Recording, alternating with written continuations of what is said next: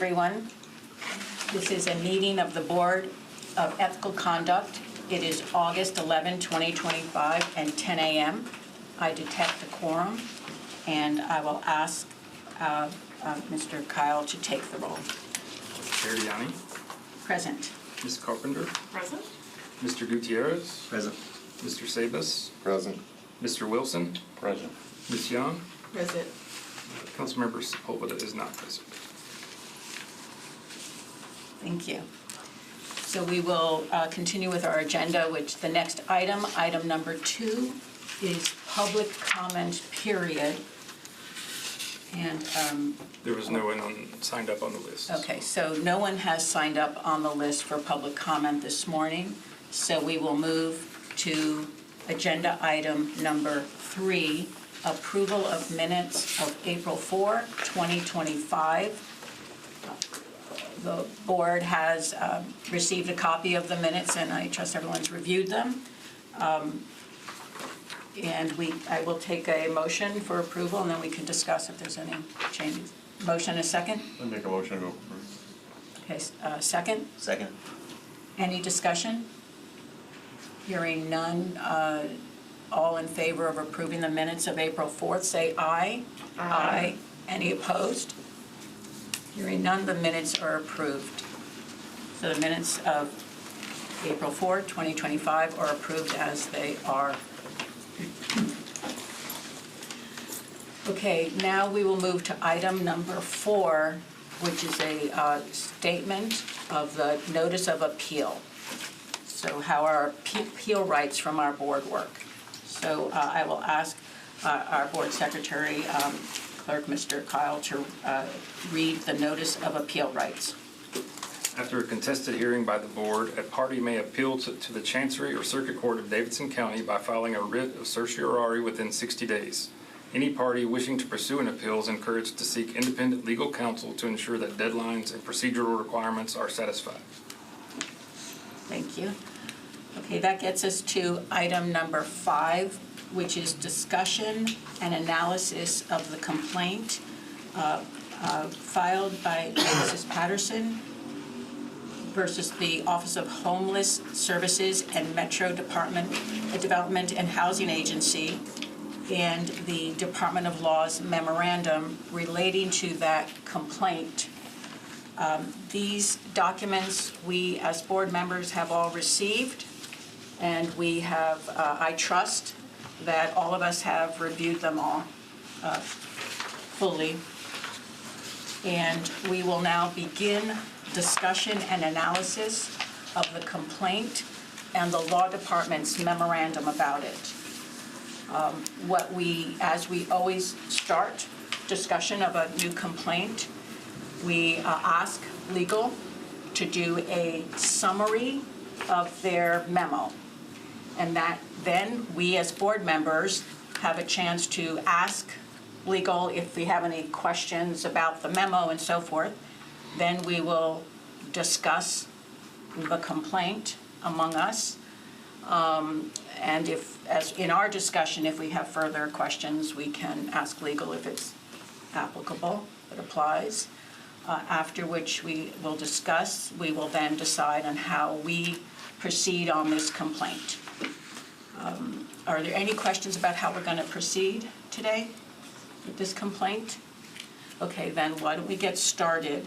And again, as we always do, the first action is to ask legal if they could just summarize it for us. Thank you. Sure. The complaint names the following respondents: Office of Homeless Services, the Metropolitan Development and Housing Agency, MDHA, Strobel House, and, quote, other relevant officials and entities that obstructed grievance processes we never knew existed for the COC other committees. The complaint alleges grievances concerning discriminatory practices, procedural roadblocks, and systemic inequities against individuals with lived homeless experience by the Office of Homeless Services and MDHA. The Metro Ethics Code provides that a complaint filed with the Board of Ethical Conduct must name an elected official or member of a board or commission who violated the standards of conduct. This complaint does not name an elected official or member of a board or commission who violated the standards of conduct. The Office of Homeless Services, MDHA, and Strobel House are not proper parties to an ethics complaint because they do not qualify as elected officials or members of a board or commission. Also, the allegations in the complaint do not involve ethical matters. The Board of Ethical Conduct is not the proper forum to address the grievances in the complaint, which are matters related to operational aspects of the Davidson County Continuum of Care. It's the opinion of the Department of Law that the allegations in the complaint, if true, would not give rise to a violation of the standards of conduct. The Department of Law recommends that the board dismiss the complaint. Thank you for that summary. Why don't we first see if anyone has any questions of legal in terms of their memo, any clarification of their statements made or reasoning, any general questions just for clarity from legal. Sure. You can go. Just to make sure I understand, so I understand that there are no individuals listed as respondents. There are individuals that are mentioned through the course of the complaint. I assume your position is even if those individuals were properly listed as respondents, the substance of the complaint would not fall within our jurisdiction? Correct, and some of those individuals are employees, and this board complaint against employees are directed to the appointing authority of that employee. Does the Office of Homeless Services or MDHA even count as a board or commission, even if there were people listed from those entities that were mentioned in the complaint? I'm not clear on the structure, the government structure, whether these agencies Sure. are even, quote, boards and commissions that would come before us. So Office of Homeless Services is like a department, so it's not a board or commission. The MDHA, it's an authority, and it will come under the code section because the ethics code applies to authorities and those type of entities, boards and commissions. So it will generally come under that.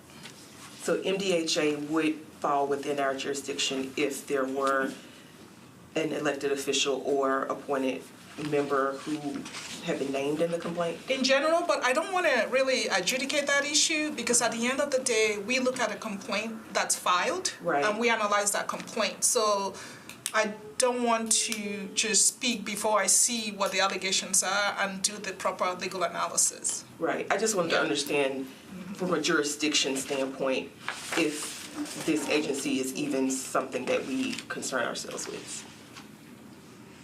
The way employee is defined, the code section that talks about filing complaints, let's see here.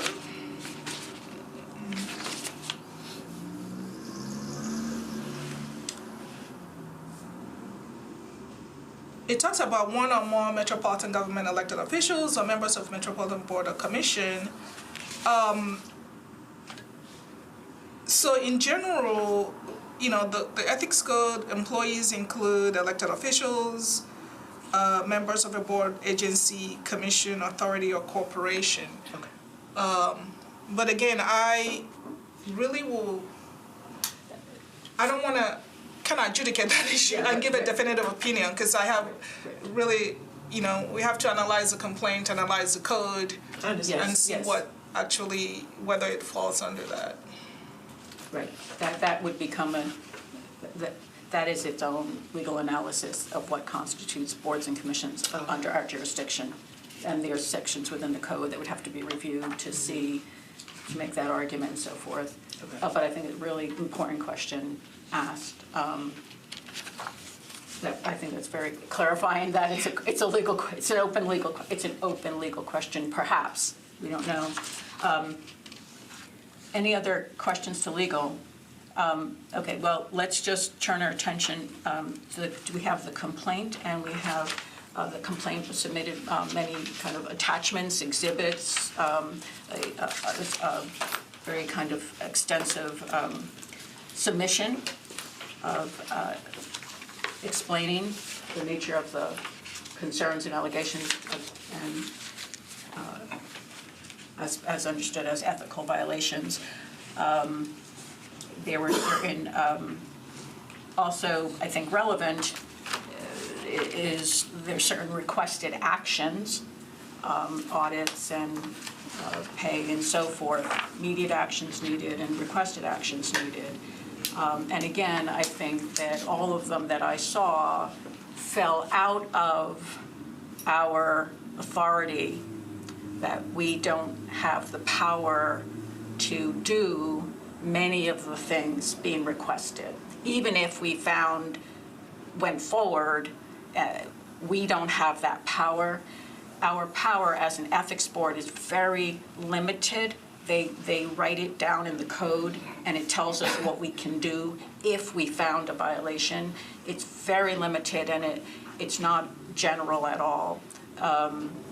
So that's just another way of looking at what we're able to do. But I see the legal memo as saying there's really two big issues here going forward. One is that no one that we have authority over has been named, to your point, that no one person, that we only hear complaints against individuals.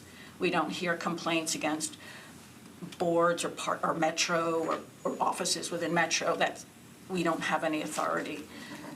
So we only hear ethical complaints against individuals, and as legal pointed out, those individuals have to be either elected official, someone who's literally been elected to their office, or someone on a board or commission, which, again, as we said, we'd have to look at what includes it. Sir, I'm very sorry, we don't take comments from the audience or from the sorry, I understand it's frustrating.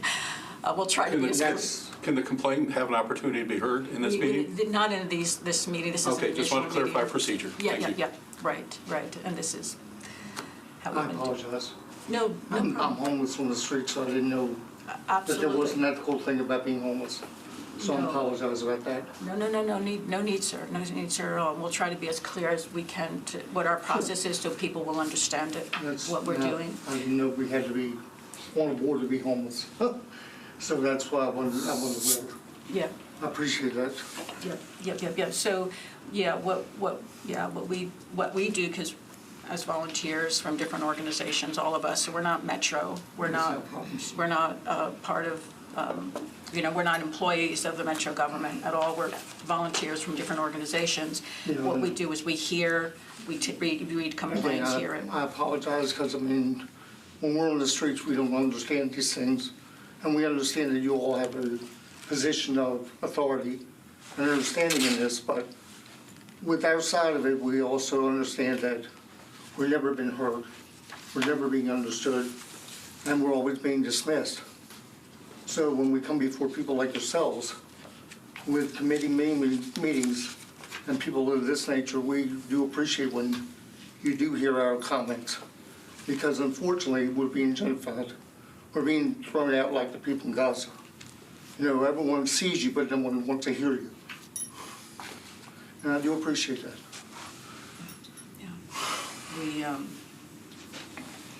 Yeah. Okay. So, and that comes through in the materials presented. Well, we've had a chance to read the nature of the questions and concerns. And So what we are doing today is figuring out as a board whether this is something that we would have authority to move forward on. That's the question, and that's really the only thing we can do. So let's have discussion on it. What are folks thinking? What are people's thinking on this? But what I was saying, I guess what I was saying was that I'm hearing the legal issue or what restrains us is one, we only hear complaints against individual people, named people of either appointed to certain entities or elected. So that's one. And then second, I hear another question that Metro raises is, even if they had a person named, is what the charges are, is that something that's ethical under our code, the Metro Code, which is the only law, the only rule that we have that empowers us, is what's complained about. So, for instance, you could have a complaint that you could take to court, for instance, but there's a lot of complaints you could take to court, but we couldn't hear it because it's not, we're a very specific board. We only hear ethical complaints, and not like what anyone might consider an ethical complaint, like it feels unethical. It's very specific. Ethical violations, types of ethical violations are literally written out in a list in the Metro Code, in the Metro law. Anybody might discuss something, say that is clearly unethical what this person's doing, but that doesn't mean we can decide it's unethical and make a finding there's a violation unless the thing they did is listed in the code, in the Metro's list of code things that are unethical. So for instance, the And isn't the law gray? And not the purpose of laws to be gray, to open up conversations and discussions. So, we're such a specific entity. We're not courts, we're not, we are only defined by the code that tells us what violations we can hear. I don't know, do you have that handy? I was just, my computer just went off. I was trying to give a sense of the kinds of, okay, I've got it right here. So, for instance, it would be an ethical violation for someone, an elected official, to take a bribe. That's something we would hear. Or it's an ethical violation to do something because you were promised a personal benefit. Well, it's kind of like a bribe. Or to make a decision because it's going to benefit your brother. Make a elected official making a decision, voting, because if they do that zoning, their brother's going to be able to sell his house for more money. That's like a conflict of interest. The code is really about corruption, wanting to make sure that elected officials aren't corrupt in that they're not getting something for themselves instead of for the people. And, can't,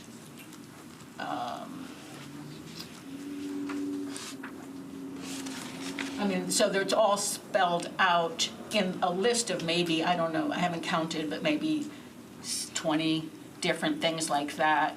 They can't fail to comply with the law governing governing municipal or county officials or employees. So something like that could be an ethical violation. So I'm seeing this thing, I think this question that we're facing is really twofold. There's two parts of it. One is that the parties that were named in this complaint aren't individuals, so it doesn't trigger our power or jurisdiction. That's one problem. And then the second one, and I think that's clear, we don't have a person named, so we can't, I think that's clear. We don't have any power to do anything with this particular complaint. I think the second question that legal raises is, everything in here is operational, nothing's ethical, doesn't fit within our ethical code. I want to hear if anyone thinks that's a little bit more of an open question on, I'll tell you what, because I did see something about weaponizing open meeting law. Now, I don't know if, I mean, clearly, a open meeting law problem could be potentially. Yeah, it's an operational issue. It's basically how you conduct your meetings, et cetera, and that's an operational issue. It's not an ethical issue, really. Right. Whether or not someone has complied with open meetings law is not, it's an operational issue for that board or commission. Yeah, I think that M, subsection M, I think maybe leaves it a little bit more of, I mean, it'd have to be in the context of larger fact exploration. But I mean, I think, violation of state law relative to county employees is fairly within M. I don't know if. I don't. That might be a broad reading. Yeah, I don't think it's intended to cover, because if that's the case, every single violation of any law Right. will come before this board. It has to be tied to that context of corruption or Yes. undue influence or benefit to the individual. Exactly. Yeah, it has to be within, because that's the overall purpose, right? Yeah, and the state Right. law, because this board reaches independent entities of Metro, not just, the state law kind of sets forth the parameters and definitions. Right. And it specifically says that ethical standards does not include personnel or employment policies or procedures related to operational aspects of governmental entities. So it's, Right. so we read that section of 2.222020 in that context. Yeah, right. And you were just reading from the state law? State statute. The state law. TCA. The state law which created, which Which resulted in our authorized creation, right, to as a board of ethics. Yeah. Right, for the county. adopt these rules Right. for all these entities, boards, commissions, authorities, et cetera, Right. agencies of Metro. Right. I guess, right, I mean, right, my view, and we should all talk and see what, I'm not sure that in this, the whole statement of all the things that occurred, I don't know that it's as clear-cut as, well, we don't have the facts before us that would make it a clear. The facts alleged, I don't see anything that would fit easily into the ethical violations that are listed. And I'd be interested if anyone else did. But we don't need to spend a lot of time on it because we can't go, my view is we can't go forward on this complaint because really it's both reasons. We don't have an individual and we don't have clear conduct alleged. We haven't been told that a particular person did something, took action that would fit within this list of 20 things which are ethical violations. I think that's the problem. I think the second piece is a little bit more open, but the first is not open at all. But again, it's not that I see anything, a particular action alleged that I think does fit into it. But to me, it seems, so thoughts, what are folks thinking? I mean, I tend to agree. And there's a difference between morals and government ethics, right? And there's allegations in the complaint that are concerning. that may indicate acts that are morally questionable. For example, there's a couple of allegations, though they're not particularly developed, about not paying individuals who are entitled to compensation under the code. That obviously would be very concerning, but those are operational issues and moral issues. They're not government ethics issues, as I understand it, as defined by our governing statute. And so we can be concerned about the issues raised in the complaint. That doesn't mean that we have authority to do anything about them, and we certainly don't have the authority to award the type of relief that's being sought. I would just note that in the past, this board has been faced with allegedly disturbing conduct, whether it's discriminatory, and we have struggled with that because we are bound by the rules, the law and the rules that prescribe us. So while I think, yes, we see, as you said, disturbing conduct, it doesn't fall within our purview, unfortunately, and this is not the first time. We've been through this the last few years on various matters.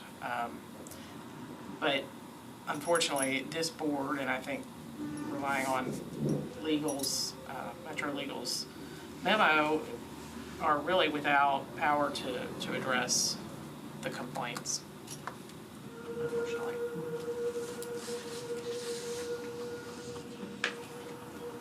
No, I mean, just to echo it, we're just not the entity, I think. And it doesn't go beyond, it doesn't include our purview to try to address where that should be sought. I mean, there's two questions in front of us, and fortunately, for us, it's rather cut and dried, as you've said multiple times this morning, that the two issues before us are not in our purview. I don't have anything to add. Yeah. I mean, I appreciate Ms. Carpenter's comments that we have been here before where we have received a complaint, an ethics complaint from folks in the community that concerns us. And we sit here as people on this board and have faced this before where, because of why we're here and what authority we have, we really can't do anything about it. The thing is, what we care to everyone to know, it's that it's not, the dismissal is a specific word when we dismiss a complaint. It's not dismissing the concern. It's a legal word that means we don't have in some cases it might be, but in some cases it's just we don't have the power to go forward. So what I'm hearing from everyone, it sounds like we have a consensus here that we, irrespective of how we personally feel about this, we don't have the power to move forward on this complaint. Is that accurate? Is that what I'm hearing as a consensus? Yeah. Okay.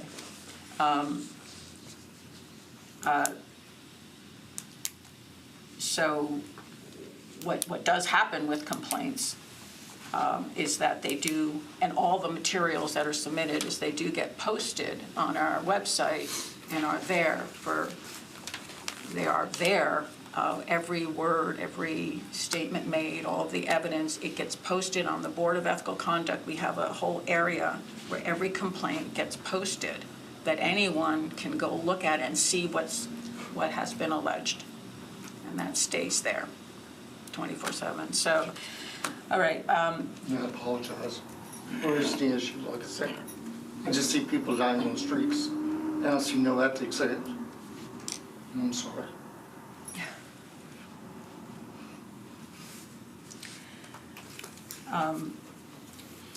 Okay, since taking everyone kind of view of the matter, it sounds like we have consensus on this. We are charged with moving to vote on this matter, item number 5. So why don't we take it to vote then? May I have a motion? I move to dismiss the complaint. And is there a second? Second. Any further discussion? Hearing none, we're ready to vote. Let's take the vote by roll call, by voice vote. By- Chair Diani, Yes. Ms. Carpenter, Yes. Mr. Gutierrez, Yes. Mr. Sabas, Yes. Mr. Wilson, Yes. Ms. Young. Yes. Okay, so the motion to dismiss passes for the reasons stated. And, the matter will be posted online, so there will be an order that will come in the mail to you that will finalize showing it, and it will be, it's mailed, right, or emailed, or mailed? Well, email. Emailed, okay. All right, thank you all for being here. It gets us to item number 6, next steps scheduling. There's nothing else on our schedule. If no one has any next steps, remember to keep our first Monday in May open, March, first Monday in March open for that. And if there's no other next matter, then we have, I'll hear a motion to adjourn. Oh, I got a quick question. Oh, yes. My term will be up before the March meeting. Is there any actions that are required? Yes, and you can, Okay. If you could just have your organization either reappoint you or let us know it. Cool. I just didn't know if that was like something we had to vote on. Okay. and also our council member, which was not able to be here, her term, council member Sabovada's term expires on September 1, so just in 2 weeks, and we will be then getting a new ex officio member of our board when council votes on who the next pro tem is. So that will, hopefully they'll be at our next meeting, which might not be till March. Okay, so hearing no more next steps or comments, we'll move to motion to adjourn. Second, all in favor, say aye. Aye. None opposed. We are adjourned. Thank you very much.